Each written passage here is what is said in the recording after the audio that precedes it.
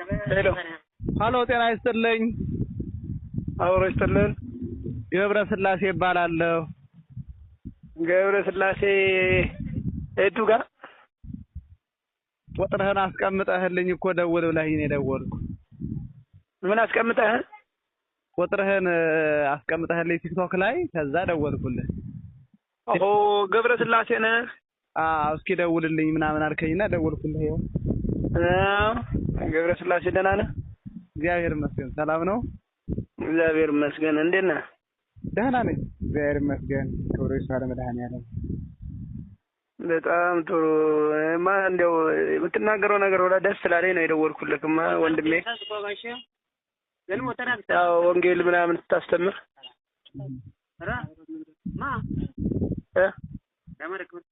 ኦኬ፣ እንደዛ ነው። ሄሎ፣ አቤት አቤት። አልተሰማህም እንዴ? ይሰማል።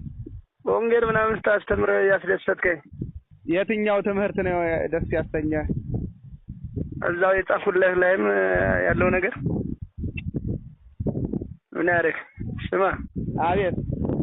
ምን ያደርግልሃል? ስድብ ምን ያደርግልሃል? እንደ ሴት መሳይ አንተ ግን አይደብርህም?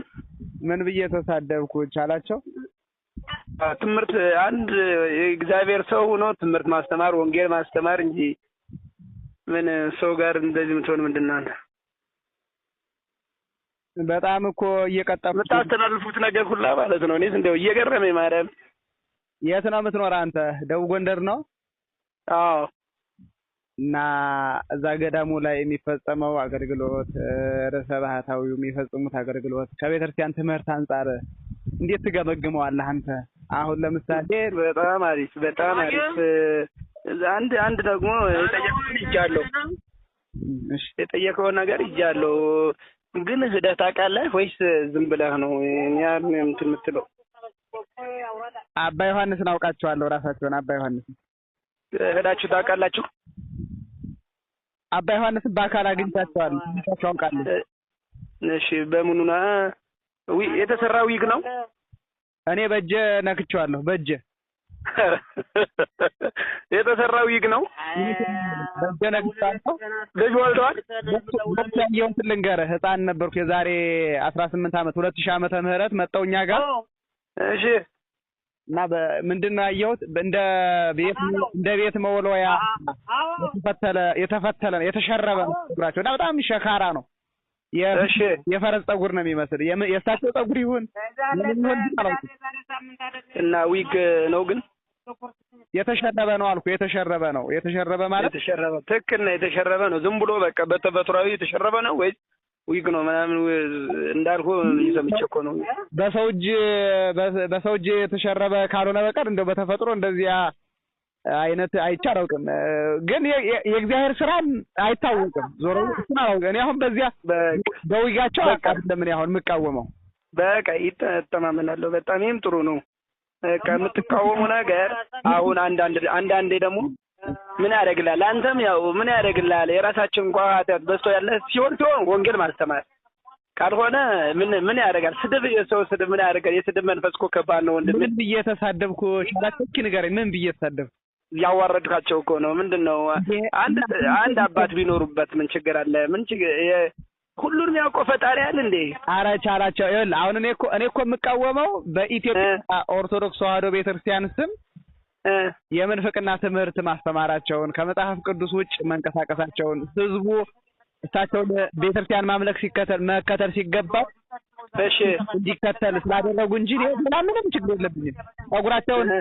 ጸጉራቸውንም ሆነ ዊጋቸውን ቆርጠው እንደ ሌሎች አባቶች በስርዓት ራሳቸውን ሳይሰብኩ በትህትናቸውን ዝቅ አድርገው ቢኖሩ እኮ እኔ ምን ብዬ እቃወማቸዋለሁ? እንዴት? አዎ፣ ጥሩ ነው። አሁን ያልከውም ጥሩ ነው። አሁን ስትሉት አሁን አሜሪካ የሄዱት አሜሪካ ሆነው እንደዚህ ካሊፎርኒያ ምናምን ላይ የሚሰሩት ስራ ሁላ እንትን ነው። ለአንተም ጥሩ አይደለም ብዬ ነው። እሱማ እሳቸውማ ምን ይጎልባቸዋል? ና ልጠይቅ፣ አንድ ጥያቄ ልጠይቅህ። እሺ፣ ጠይቀኝ። አንበሳሜ እናንተ አይደለም ነኝ። የታምሬ ባለቤት አሁን እያለቀሰ አይደል እንደሚኖረው? ምን እየሰራ? ሚስቱን አጥቶ ነው፣ የልጅ እናቱን አጥቶ ሁለት ልጆቹን ብቻውን አይደል እያሳደገ ያለ? ማን? የታምሬ ባለቤት አብራ አሜሪካ ሄደች። አታውቅም? ይሄን እንኳን አላውቅም። እኔ ብዙም ምስጢር ስለዛ ሁላ ምስጢር የለኝም። ምን አድርጎ ነው? እና ታዲያ ስለማታውቅ ነው። አባ ዮሐንስ ታምሬን ከትዳር ባሏ አፋታል እንደ ይዟት ሄደ አሜሪካ ማለት የትዳር አጋሯ ጋር ላይ አላይቶ አዎ ባለ ትዳር ያለ ነው። ጠይቅና ከዛ ማለት ነው። እሺ ጠይቅና እኔ ያወራሁት አሁን ውሰት ከሆነ እቀጣለሁ፣ አልገባለሁ ነው ይሄን በቃ ጠይቃለሁ። እኔም ጠይቄ እንትን እረዳለሁ። ለአንተም ጥሩ አይደለም ቢሆን ወደዛ ነው። እኔ ደግሞ ብዙ ጊዜ ሳይፍ ስከታተል እንደው ሚሴጅ የሆነ ጸቡት ሁላ አይተዋል። አላየሁትም። ይኸውልህ ስማ ልንገርህ፣ የሚያኖረንም እግዚአብሔር ነው፣ የሚያጠፋንም እግዚአብሔር ነው። ግን በቤተክርስቲያን ላይ ውንብድና ሲፈጽሙ ስላልሆነ ትክክል አይደሉም ብዬ ተናገርኩ። በነገራችን ላይ በጣም አንተ አሁን እንደው ብዙ ላታውቅ ትችላለህ እንጂ በርካታ የምንፍቅና ያስተምራሉ። ምን ነው እኔ እኮ እኔ እንዳወቅኳቸው እንዳየኋቸው ልንገርህ። አሁን እነሱ አሁን ገዳም ነው የሚሰሩ። አትስረቁ፣ አትመንዝሩ፣ ልጆች እባካችሁ ሌላ ቦታ አትግቡ፣ የበረከት ስራ ስሩ። በቃ ይሄ ነው። እና ያው እንደምናየው ሁላ ማለት ነው ልማት ሲሰሩ ልማት አሁን ስንት ገዳም እንዳለ ታውቃለህ።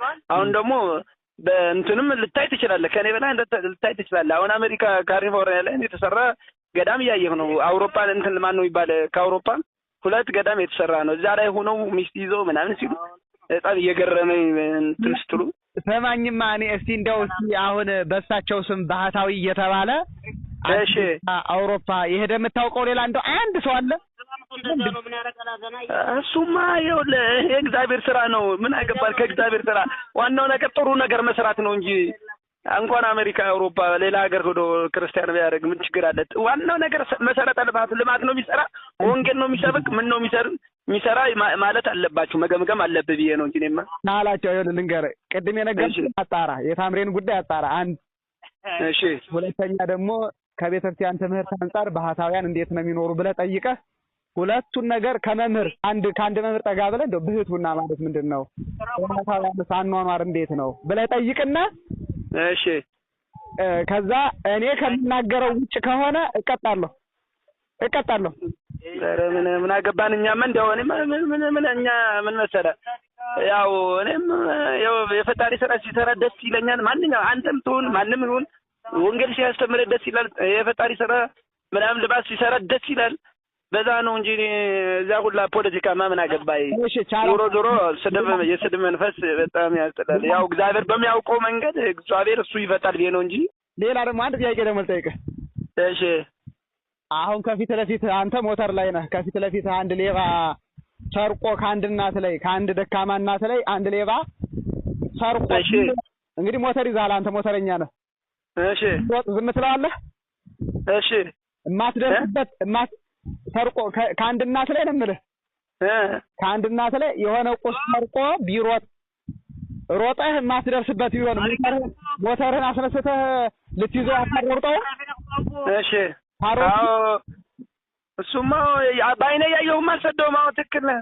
በቃ አባ ዮሐንስን ባይኔ ያየሁ ነው የሚያደርግ ሌባ ስለሆነ ነው። ምዕመናንን ባልሆነ አስተሳሰብ የሚከት ቀጣፊ ወንበዴ ስለሆነ ነው እንጂ እኔ የምኖር ጎጃም፣ እሳቸው የሚኖሩት አሁን አሜሪካ፣ ምንም አያገናኘንም። ከቤተክርስቲያን ትምህርት አንጻር ግን ትክክል ያልሆነ ትምህርት ስለሚያስተምሩ ነው መቃወማቸው እቻላቸው።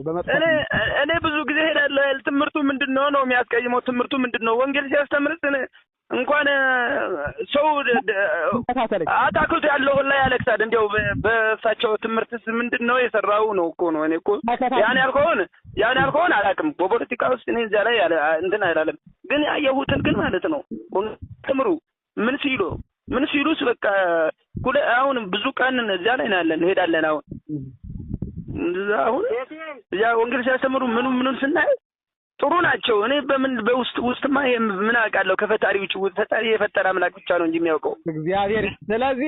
ስለዚህ ቻላቸው ተከታተል። ዕለት የምንቀውን ትምህርት ያልገባህ ነገር ሲኖር ጠይቅ። እሺ ሴቭ አደርጋለሁ። በቃ ሴቭ አድርግና እኔም ያልሆነ